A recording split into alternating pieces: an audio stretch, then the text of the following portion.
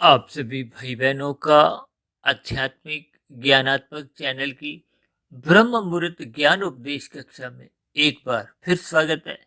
आज की चर्चा का विषय तो संस्कार से ही है, लेकिन इन संस्कार के ऊपर हमने देखिए तीन शरीरों की अलग अलग स्थितियां दर्शाई हैं। और ये जो संस्कार शब्द देखिए बहुत ही एक सूक्ष्म स्थिति है। अक्सर हमारी चर्चाओं में देखिए कर्मशय और संस्कारों पे चर्चाएं होती रहती हैं, क्योंकि संस्कार इतने सूक्ष्म हैं कि ये आपको में प्रत्यक्ष रूप से इनका कोई बोध नहीं होता। इनका बोध होता है मन बुद्धि के स्तर पर। ये जो फुरने उठते हैं, विचार आते हैं, जिनको शास्त्रों में वृत्तियों का नाम समझाया गया। और ये जो स्थूल शरीर के स्तर पर आपकी हमारी क्रियाएं होती हैं, इनका कर्माशय बनता है। और बने हुए कर्माशय के साथ साथ उसका एक स्वभाव संस्कार बनता है। हालांकि देखिए संस्कार को प्रथम दृष्टिकोण से तो अच्छे ही माना जाता है, बुरे नहीं माना जाता, लेकिन सूक्ष्म स्तर पर ये संस्कार अच्छे भी होते हैं, बुरे भी होते हैं। इसलिए तो आज हमने देखिए वीडियो के चित्र में कि ये संस्कारों की स्थिति को बहुत ही सूक्ष्म स्तर पर देखिए, जैसे जैसे डिजाइनर इस पर थोड़ा प्रकाश डाल सकता था, वो छोटे छोटे रेखाएं कहो, बिंदु से कहो, वो चित्र द्वारा मात्र एक समझाने का हमारा एक प्रयास है। और उसी संस्कार में ही, क्योंकि अभी हमने बताया ना कि वो दो तरह के हैं, अच्छे भी और बुरे भी। अच्छे को हम सफेद रंग से दर्शाते हैं और बुरों को हम काले रंग से दर्शाते हैं। जैसे रामलीला के दिनों में, दशहरे के दिनों में अक्सर आप रावण की और राम की सेना में देखते हो ना, ये सभी स्थितियों के भावार्थ आपको में समझने होते हैं। बुराई को काले रंग से दर्शाया जाता है, उसको आप काले रंग के वस्त्रों से समझो। देखिए ये सभी स्थितियां बचने के लिए भी कहा जाता है। अब कभी कभी आप देखते हो ना, शनि देव के मंदिर में वो काले वस्त्रों की स्थिति दर्शाई गई है। उसका अभिप्राय क्या होता है? देखिए वहां अभिप्राय क्या होता है कि आपने बुराई से बचना है, बुरे काम से बचना है, अन्यथा वो किए गए पाप कर्म आपको में भविष्य में दुख रूपी परिणाम आपको में भुगतने होते हैं। इसलिए तो शनि देव जी को न्याय का देवता भी कहा जाता है। देखिए ये सभी स्थितियां जब जब हम सूक्ष्म स्तर पर इन पर चिंतन करते हैं, विचार करते हैं, तो फिर बात की एक सूक्ष्म स्थिति आपको में समझ में आती है। अन्यथा ऊपरी ऊपरी स्तर पर तो देखिए इतनी बातें समझाई जाती हैं कि मनुष्य कभी कभी भटकाव की स्थितियों में भी आ जाता है, अंधविश्वासों से भी अपने आप को जकड़ लेता है। इसलिए अक्सर हम अपनी चर्चा में बार बार कहते रहते हैं, शब्दों पर ध्यान दो, सुनो, पढ़ो, लेकिन उससे अधिक ध्यान मन बुद्धि के स्तर पर उस पे अर्थों पे दो। और फिर उस मन बुद्धि के स्तर पर आपने चिंतन करना है, शोध की स्थिति तक पहुंचना है, उस गहराई की स्थिति तक पहुंचना है, उसके भावों को समझना है, यानी कि उसके भाव क्या समझाना चाहते हैं, जिसको हम अक्सर बार बार कहते रहते हैं, भावार्थ समझो। अब गीता में भी तो देखिए, आप कितने ही गीता के ऊपर प्रवचन होते रहते हैं, जगह जगह जो आपको सत्संग होते हुए दिखाई देते हैं, हजारों लाखों लोग सुनते हैं। और अब तो पिछले कुछ वर्षों से इन सत्संग का सीधा प्रसारण बहुत से एक आध्यात्मिक चैनल बन चुके हैं, उनसे सीधा प्रसारण भी चलता। फिर भी मनुष्य के व्यवहार में, आचरण में उसके एक सात्विक स्थितियां की कमजोरियां रहती हैं। क्योंकि आज हमारे देखिए ये वीडियो के चित्र में ये जो संस्कारों की स्थिति है, ये बहुत ही सूक्ष्म स्तर पर है। और दूसरी विशेष बात, देखिए मनुष्य से नीचे की जोनियां हैं चाहे ऊपर की जोनियां हैं, ऊपर की जोनियों में तो देखिए पुण्य कर्मों का ताला खोल दिया जाता है, नीचे की जोनियों में पाप कर्मों का ताला खोल दिया जाता है। लेकिन ये जो संस्कारों की स्थितियां हैं, इस कमरे को ताला ही लगा रहता है, ना ऊपर की जोनियों में खुलता है, ना ही नीचे की जोनियों में खुलता है। देखिए ये बहुत ही सूक्ष्म भावार्थ हैं। ये मैं सरल शब्दों में इसलिए समझा रहा हूं कि ताले शब्द से बात हो सकता है आपको जरा जल्दी समझ में आ जाए। यानी कि नीचे की और ऊपर की जोनियों को भोग जोनियां कहा गया, जबकि मनुष्य जोनि को कर्म जोनि कहा गया है, साधना जोनि कहा गया है। लेकिन आज कल युग में एक साधारण मनुष्य ने ना तो साधना को कोई विशेष महत्व दिया है और ना ही कर्मों के प्रति कोई आप और हम सचेत दिखाई देते हैं, क्योंकि कर्म फल सिद्धांत की सूक्ष्म स्थितियां अक्सर मनुष्य को गहरे तल पर समझ नहीं आती। बस मनुष्य दूसरे मनुष्यों को देखा देखी संसार में जो जो स्थितियां देखने को मिलती, इसलिए तो शास्त्र बार बार आपको में आगाह करते हैं कि एक साधारण मनुष्य का जीवन तामसी या राशि ही बना रहता है। अब तामसी शब्द मैं इसलिए जोर शोर से कह रहा हूं क्योंकि वर्तमान समय देखिए कलयुग चल रहा है। हालांकि कलयुग की तो अभी बहुत ही आरंभिक स्थितियां हैं, कि शास्त्रों में तो कलयुग की आयु ही 4,32,000 वर्ष कहेगी और उस 4,32,000 वर्ष में से मात्र अभी 5,125 वर्ष बीते और शेष कलयुग तो अभी आना शेष है। जबकि शास्त्रों में जितनी आयु कलयुग की कही गई, इससे दुगनी आयु तो द्वापर युग की है और कलयुग से 3 गुनी आयु त्रेता युग की है और 4 गुनी आयु सतयुग की कहेगी। और कभी कभी हम अपनी चर्चाओं में कुछ ऐसा भी समझाते हैं कि प्रतिदिन का अभिप्राय क्या है, ये जो 24 घंटे आपके मेरे जीवन में चलते रहते हैं, इन 24 घंटों की स्थितियों में भी इन 4 युगों की झलक आपको में प्रतिदिन ही देखने को मिलती है। लेकिन मनुष्य इन सभी स्थितियों के भावार्थ समझता नहीं। देखिए हमने लगभग 2, 2.5, 3 वर्ष पहले शायद एक वीडियो प्रसारित की थी कि प्रतिदिन ही ये 4 युगों का प्रवाह आपके मेरे जीवन में आता है, जिसको हमने देखिए सतयुग की जो एक समय है वो ब्रह्म मुहूर्त से जोड़ा था, क्योंकि सूर्य निकलने से पूर्व 2 घंटे 40 मिनट की स्थिति है। अक्सर हमारी चर्चाओं में तो देखिए ब्रह्म मुहूर्त पर बहुत ही जोर शोर से चर्चा होती है, क्योंकि सुबह की जो चर्चा का हमारा तो नाम ही ब्रह्म मुहूर्त ज्ञान उपदेश कक्षा है और इसी के ऊपर ही हमने देखिए 1000 से भी ऊपर वीडियो अब तक प्रसारित की, जबकि शेष वीडियो देखिए 500 के आसपास हमने संध्या बेला ज्ञान कक्षा में और कुछ आध्यात्मिक ब्रेकिंग न्यूज के अंतर्गत बनाई, बड़ी शिक्षा छोटा संदेश में बनाई है, प्रभु की वाणी फकीर की जुबानी के अंतर्गत बनाई है। यानी कि कुछ अलग अलग स्थितियों पर भी हमने कुछ विशेष एक वीडियो प्रसारित की है। लेकिन ये सभी की सभी बनने वाली वीडियो केवल और केवल ब्रह्म मुहूर्त के समय विशेष में ही बनती है और इस ब्रह्म मुहूर्त के समय विशेष को जो एक न्यूनतम 2 घंटे 40 मिनट का है, इसको आप चाहे 4 घंटे का बनाओ, 5 घंटे का, 6 घंटे का, 10 घंटे का, 20 घंटे का और 24 घंटे का। जब आपके हमारे जीवन में 24 घंटे ब्रह्म मुहूर्त की स्थिति बनने लगती है, जब बन जाती है, तो फिर उस स्थिति विशेष को हम मायातीत की स्थिति से जोड़ सकते हैं।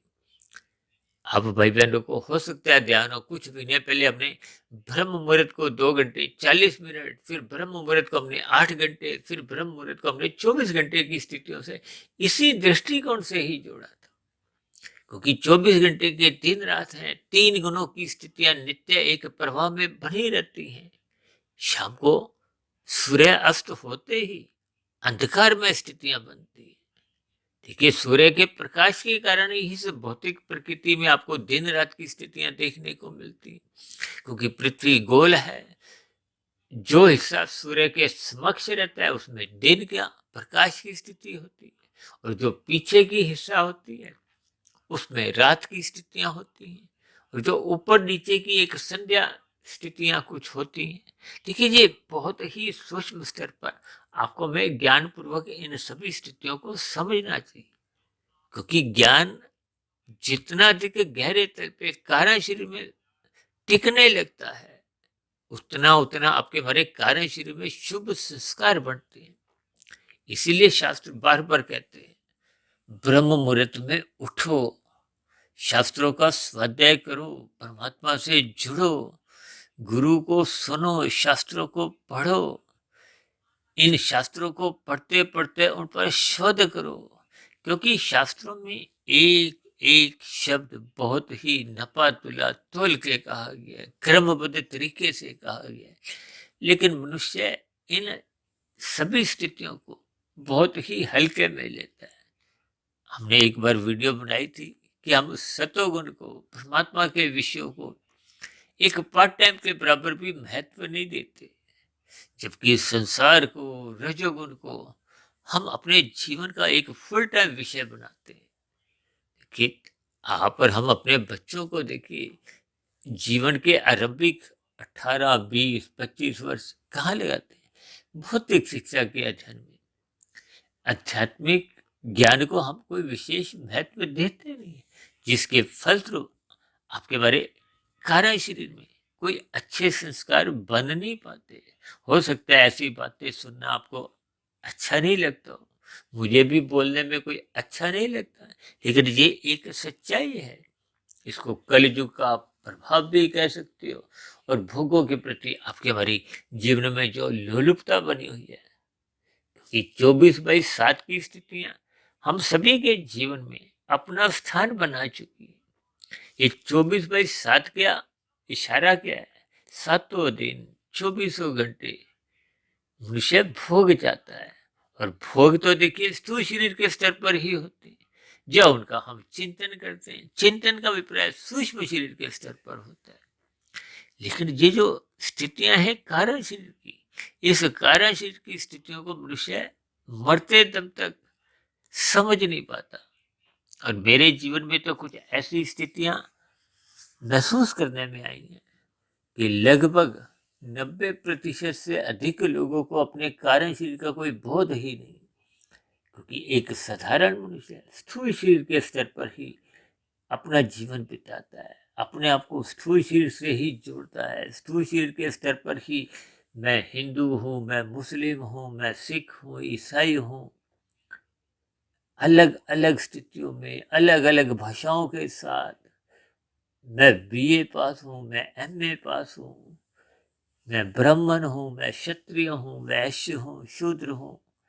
यानी कि ये विभिन्न स्थितियां, ये सब स्थूल शरीर के स्तर पर ही हम अक्सर इन पर चर्चाएं करते रहते हैं और ब्रह्म की स्थितियों में पहुंच जाते हैं, जबकि मनुष्य केवल केवल मनुष्य ही है। मनुष्य जोनि के ये अलग अलग भौतिक स्तर पर हमने उपाधियां स्वयं अर्जित की हैं। इसको कर्म के आधार पे कहो, ज्ञान के आधार पे कहो। शास्त्र भी ये जो विभिन्न प्रकार के धर्म की स्थितियों से नहीं जोड़ते। ये जो 4 स्थितियां हैं, ब्राह्मण, क्षत्रिय, वैश्य, शूद्र, इसको भी देखिए प्रकृति के 3 गुणों के आधार पर समझाया जाता है। ये जो ब्राह्मण की स्थिति का अभिप्राय क्या है कि इसमें सत्वगुण की प्रधानता होती है। अब जिन मनुष्य की आध्यात्मिक ग्रंथों को पढ़ने की रुचि होती है, वो उस पर शोध करते हैं, स्वाध्याय करते हैं, वो ब्राह्मण है। जो ज्ञान की चर्चाएं करते हैं, वो ब्राह्मण है। और जो धन कमाने के लिए देखिए संसार में लगे रहते हैं, वो वैश्य होते हैं। और जो रक्षा के लिए कार्य करते हैं, पुरुषार्थ भी करते हैं, लेकिन रक्षा को उनका एक विशेष मन की इच्छा होती है। बल के स्तर पर कहो, क्रिया के स्तर पर, उनको देखिए क्षत्रिय कहा जाता है। ये जो केवल व्यापार लाभ के दृष्टिकोण से करते हैं, उनको मुख्य रूप से देखिए वैश्य कहा जाता है। और जो इन सभी 3 स्थितियों का जो एक श्रमिक वर्ग के रूप में कहो, एक तामसी स्थितियों से भी आप जोड़ सकते हो। देखिए अलग अलग भावार्थ होते हैं। अक्सर हम अपनी टांगों को देखिए तमोगुण से जोड़ते हैं, हाथों को एक क्षत्रिय से जोड़ते हैं, पेट के हिस्से को वैश्य से जोड़ देते हैं, और गर्दन के ऊपर के हिस्से को हम ब्राह्मण से जोड़ देते हैं। देखिए ये सभी स्थितियां किन्हीं एक भावार्थ में आपको कुछ संदेश देती हैं, दूसरे कहे गए शब्दों के कुछ अलग भावार्थ होते हैं। लेकिन मनुष्य कभी कभी इन सभी स्थितियों के शब्दों को पकड़ लेता है, तो फिर शब्दों पे अटका हुआ मनुष्य भटक जाता है। अक्सर हम बार बार कहते हैं, शब्दों को सुनो, पढ़ो, चाहे मेरे शब्द हैं, चाहे पुस्तक में लिखे हुए शब्द हैं, चाहे देखिए किसी भी एक आध्यात्मिक ग्रंथ है, आप किसी भी ग्रंथ से जुड़ो। जब हम शब्दों तक ही जुड़ते हैं तो आपका हमारा ज्ञान स्थूल शरीर के स्तर से आगे बढ़ नहीं पाता। जब स्थूल शरीर के स्तर से आगे हम नहीं बढ़ते तो फिर मन बुद्धि के स्तर पर स्थितियां कोई बदलती नहीं है। और कार्य शरीर के स्तर पर तो देखिए बहुत ही सूक्ष्म स्तर पर स्थितियां हैं जो कर्माशय और संस्कारों की स्थिति है। अक्सर हम बार बार कहते हैं, 3 गुणों की स्थितियों में तमोगुण से अधिक महत्व रजोगुण को दो, रजोगुण से अधिक महत्व सत्वगुण को दो। क्योंकि जब तक आपकी हमारी सात्विक स्थिति मजबूत नहीं होती तब तक फिर हम उस विशुद्ध सत्वगुण की सत्ता को समझ नहीं पाते। ये माया भी देखिए अपने आप में त्रिगुणात्मक है। ये त्रिगुण तमोगुण, रजोगुण और सत्वगुण की स्थितियां जो कि भगवान श्री कृष्ण जी ने इन 3 गुणों के ज्ञान को ही गूढ़तम ज्ञान कहा है। गूढ़तम ज्ञान का अभिप्राय क्या है कि इससे सूक्ष्म स्थिति कुछ है ही नहीं। और मनुष्य इन 3 गुणों के ज्ञान को समझता नहीं है। हम तो बार बार कहते हैं, गीता का 13वां और 14वां अध्याय ज्ञान पूर्वक पढ़ो, समझो। क्योंकि हमारी तो देखिए 2000 से अधिक वीडियो जो अब तक हमने प्रसारित भी कर चुकी है, ये सभी की सभी वीडियो प्रत्यक्ष रूप से, अप्रत्यक्ष रूप से प्रकृति के 3 गुणों की चर्चाएं करती हैं। इन 3 गुणों से ही आपके मेरे 3 शरीर, स्थूल शरीर, सूक्ष्म शरीर और कारण शरीर बने। जन्म मरण की स्थितियां ये स्थूल शरीर की होती है। माता के गर्भ में जो आपका हमारा शरीर का निर्माण प्रक्रिया आरंभ होते हुए 9 माह में जी आपका हमारा स्थूल शरीर तैयार हो जाता है। और फिर उसके बाद की स्थितियों का तो आपका बड़ा एक प्रत्यक्ष अनुभव है। शिशु काल की अवस्था है, बचपन काल, किशोर अवस्था, युवावस्था, प्रौढ़ अवस्था, वृद्धावस्था, फिर मृत्यु की स्थिति। फिर मृत्यु के बाद फिर जैसा जैसा कारण शरीर में कर्माशय की स्थितियां हैं, संस्कारों की स्थितियां हैं, उसके आधार पर फिर अगली जोनी मिलती है। जबकि शास्त्र बार बार कहते हैं कि मनुष्य जीवन पाकर इस जन्म मरण के बंधन से ही छुट्टी पा जाओ, मोक्ष की स्थिति पाओ। क्योंकि भौतिक प्रकृति में तो अंतोगत्वा जितने भी बड़े से बड़े सुख भी हैं वो देर से देर दुख में बदल जाते हैं। भगवान श्री कृष्ण जी ने गीता में इस जगत को दुखलय शब्द से जोड़ा है। और मनुष्य अपने प्रयासों में इस जगत को ही सुखालय बनाने का एक प्रयत्न करता रहता है और कुछ अंश तक कामयाब भी हो जाता, लेकिन अंतोगत्वा फिर वो इस बात को स्वीकार करता है कि इस संसार में सुख देर से देर दुख में बदल जाते हैं। देखिए, बड़े से बड़ा कोई उद्योगपति हो, फिल्मी जगत का सुपरस्टार हो, खेल जगत का नामी गिनामी खिलाड़ी भी हो, जिसके पूरे संसार में चर्चाएं होती हो, चाहे राजनीतिक दल पे कोई प्रधानमंत्री हो, इन सभी के जीवन में भी दुख आते हैं। अक्सर आपने ऐसा सुना होगा कि सिकंदर ने मरने से पूर्व, जो कि कितने ही देशों पर विजय पाता हुआ, जब अंत में उसका एक मृत्यु का समय आया तो उसको महसूस हुआ कि इस संसार को हम जितना अधिक पकड़ने की कोशिश करते हैं, भोगने की कोशिश करते हैं, अंतिम स्थिति में आपके हमारे पास कुछ आता नहीं है, यानी कि तृप्ति नहीं होती, संतोष नहीं होता।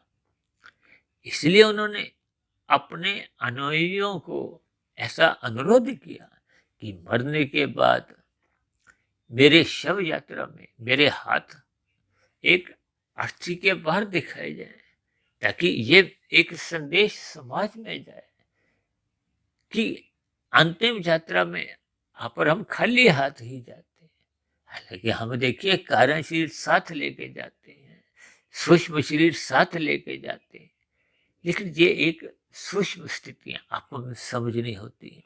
हम तो देखिए प्रतिदिन ही सुबह शाम इन वीडियो में इन बातों पर चर्चाएं रखते हैं, और अक्सर मेरी देखिए आप भाई बहनों से विनती बनी रहती है कि इन वीडियो को सुनते समय चित्र पर, उसके रंगों पे, उनके चिन्हों पर अपनी निगाह टिकाए रखें, ताकि सुनते समय बात सूक्ष्म स्तर पर भावार्थ रूप में समझ में आ जाए।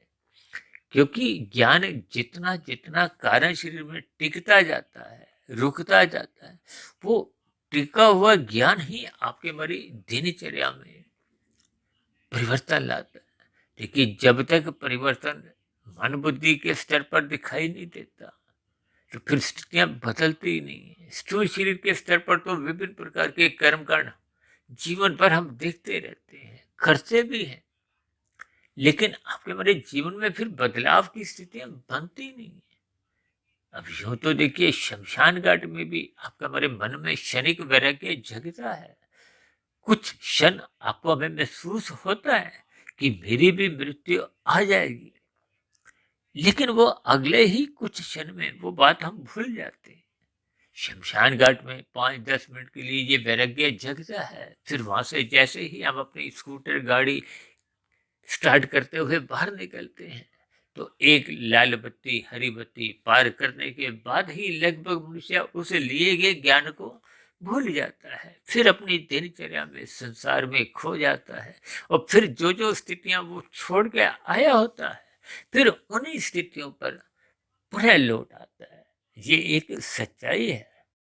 जबकि मृत्यु का ज्ञान यदि मनुष्य को समझ में आ जाए ज्ञान पूर्वक, देखिए भयपूर्वक यदि हम मृत्यु से बात को समझते हैं, तो वो आपको में कोई सकारात्मक परिवर्तन आपके मेरे जीवन में ला नहीं पाती। लेकिन यदि हम जन्म मरण की स्थितियों को, तीन गुणों की स्थितियों को, और आपके मेरे जो तीन शरीरों की स्थितियां हैं, इनके संबंध को ज्ञान पूर्वक समझ जाते हैं, क्योंकि हम सभी भाई बहन तो देखिए एक चेतन स्वरूप आत्मा है। आत्मा का तो जन्म मरण होता नहीं। ये जो स्थूल शरीर बार बार बदलते हैं, जिसमें देखिए मुख्य रूप से तो नीचे की 80 लाख प्रकार की योनियों का ही बोलबाला है। देखिए नीचे की योनियां 80 लाख प्रकार की, एक एक योनि में ही कितने जीव हैं। अब 80 लाख प्रकार की योनियों में कुत्ता योनि एक जीव है, गाय योनि एक जीव है, और इन दो योनियों में ही कितने कुत्ते कितने ही गाय आप देखते हो।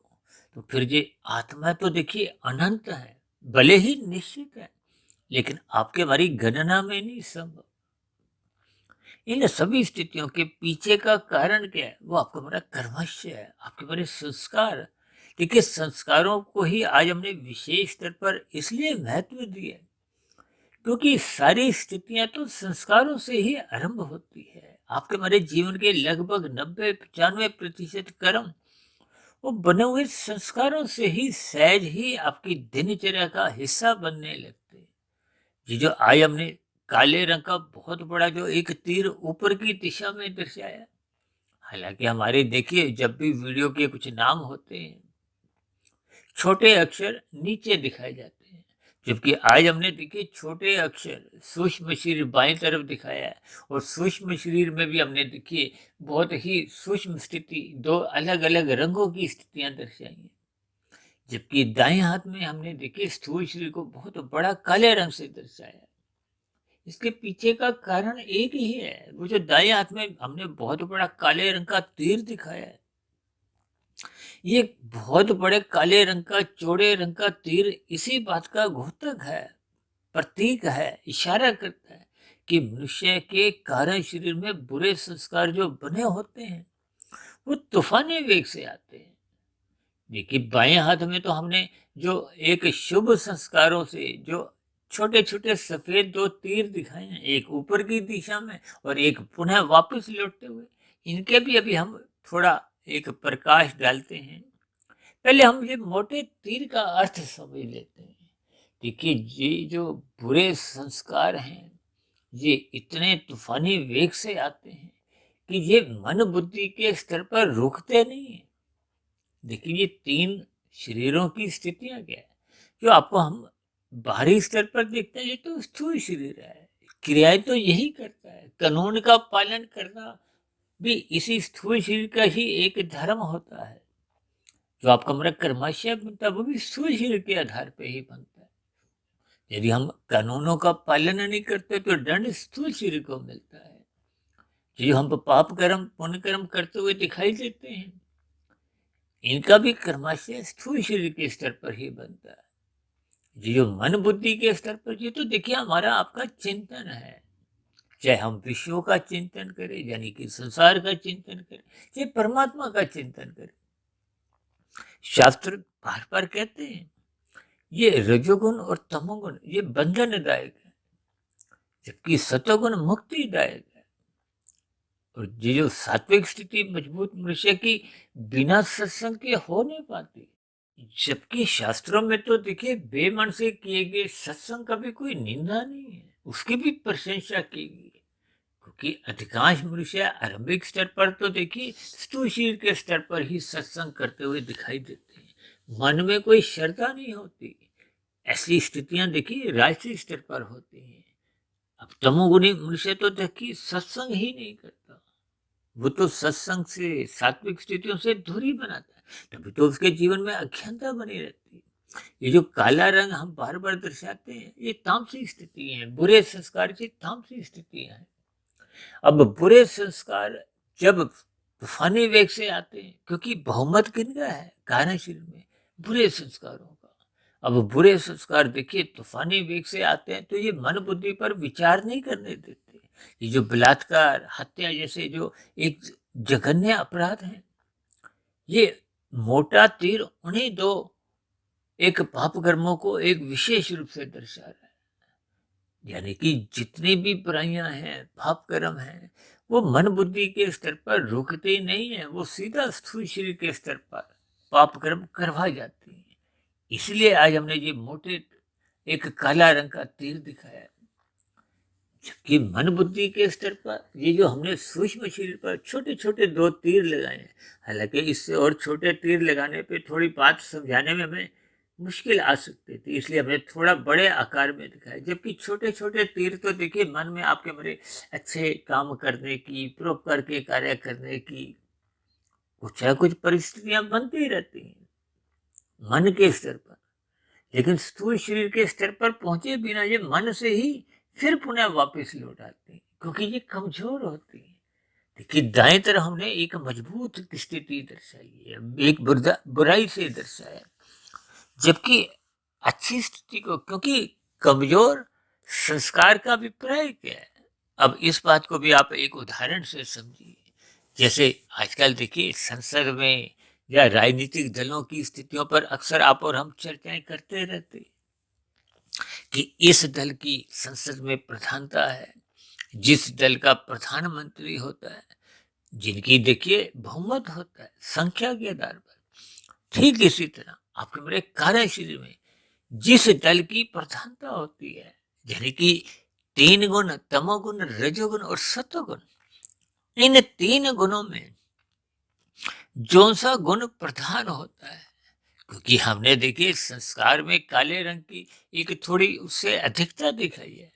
यूं तो देखिए काला ही काला कलयुग में एक लोगों के बुरे संस्कार बने हुए हैं। ये काले रंग की स्थितियां क्या है, ये बुराई है। देखिए जिस दल की प्रधानता होगी उसी की ही सरकार चलती है, उसी के ही कानून बनते हैं, उसी के ही कानूनों का फिर पालन करवाया जाता है। यानी कि मन बुद्धि में यदि बुरे संस्कार बने हुए हैं, क्योंकि आज हमारा देखिए मुख्य जो एक प्रकरण चल रहा है संस्कारों के ऊपर, ये सूक्ष्म स्तर पर देखिए बुरे संस्कारों की ही प्रधानता आपके हमारे जीवन में बनी हुई है। इसलिए हमने काले रंग का बहुत बड़ा तीर दिखाया है कि स्थूल शरीर के स्तर पर ये बने हुए बुरे संस्कार बार बार पाप कर्म सहज ही आपके हमारे जीवन में करवाते रहते हैं। इसलिए हमने देखिए इसको स्थूल शरीर के स्तर पर सीधा दिखाया है। यानी कि बीच में सूक्ष्म शरीर का जो एक स्थिति है उसको हमने उड़ा दिया है, समाप्त कर दी है। ये इस बात की स्थिति का धोखा है, समझाता है कि आपके हमारे बुरे संस्कार जब तूफानी वेग से आते हैं तो ये बिना विचार किए ये बहुत ही गहरे तल पे पाप कर्म ज्ञानेंद्रियों द्वारा भोग भी करवाए जाते हैं, कर्मेंद्रियों द्वारा पाप कर्म करवाए जाते हैं। जबकि अच्छे संस्कार बीच बीच में आते हैं। देखिए कोई बड़े से बड़ा बेईमान भी हो उसमें भी दया भाव आती है, लेकिन वो अक्सर मन के स्तर पर केवल विचारों तक ही आती है। विचार आया मन बुद्धि के स्तर पर, लेकिन वो स्थूल शरीर के स्तर पर वो कार्य करते हुए दिखाई नहीं देता। इसीलिए हमने बाएं हाथ में देखिए एक तीर ऊपर जाता हुआ दिखाया सफेद रंग से, और वही तीर एक वापस आता हुआ भी दिखा दिए। और हमने सूक्ष्म शरीर के आगे स्थूल शरीर की एक स्थिति दर्शाई ही नहीं। देखिए ये मात्र वीडियो का चित्र आपको हमें एक समझना है। ये एक आपके मेरे जीवन की सच्चाई को दर्शाता है कि मनुष्य अपने मिले हुए जीवन में पाप कर्म बहुत अधिक करता जाता है। इसके पीछे का कारण ही ये कि बुरे संस्कारों की अधिकता है किसमें, कार्य शरीर में। इसलिए शास्त्र बार बार कहते हैं सभी मनुष्यों को सत्संग करना अनिवार्य है। यानी कि बिना सत्संग के आपके मेरे राजसी और तामसी स्थितियां छलांगे लगाती है। यानी कि जब जब आपके हमारे जीवन में मर्यादाएं टूटने लगती हैं, धर्म न्यून स्थिति में होता है, सत्वगुण होता नहीं, जब बहुत ही कमजोर होता है, तो फिर निश्चित रूप से अज्ञानता में आप और हम पाप कर्म ही करते रहते हैं। पाप कर्म सहज होने का अभिप्राय ये है कि मन बुद्धि के स्तर पर बुराइयां बुरे विचार आते रहते हैं उन बड़े हुए बुरे संस्कारों के कारण।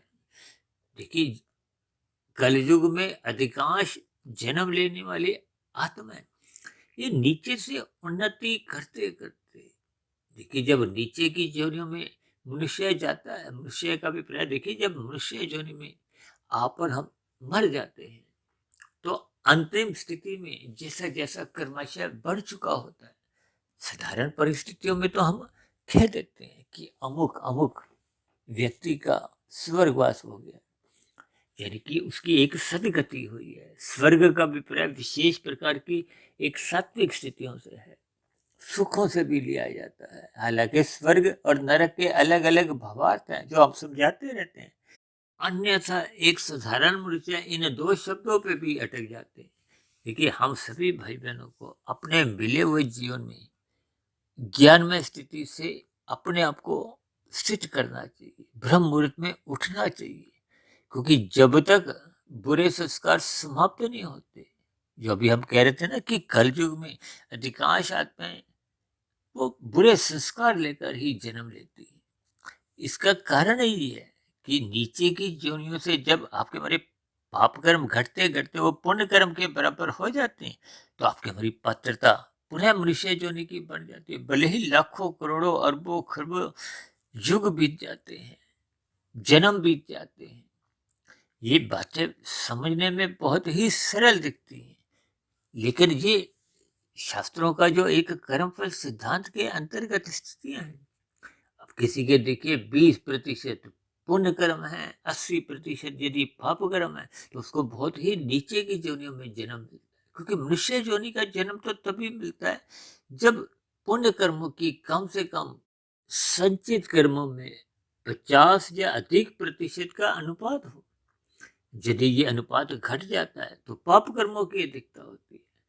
जब पाप कर्मों की अधिकता होती है तो ना चाहते हुए भी प्रकृति आपको में नीचे की योनियों में जन्म लेने को बाध्य कर देती है।